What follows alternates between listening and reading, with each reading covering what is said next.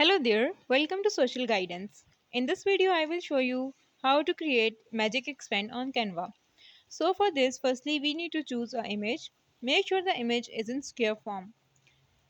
Click on Uploads and here you need to upload the image that you want to expand. So from here, I will choose this image. Now to expand this, you need to click on Edit Image. Click on Edit Image and there we have this Magic Expand. Click on it and now click on whole page and now click on magic expand. As you click on magic expand, it will start expanding your photo.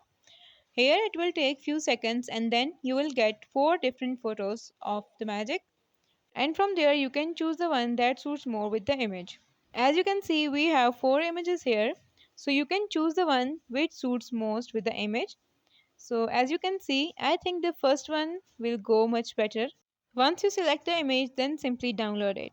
In this way, you can use Magic Expand on Canva. If this video helped you, leave a like on the video and make sure to subscribe us. Thank you for watching.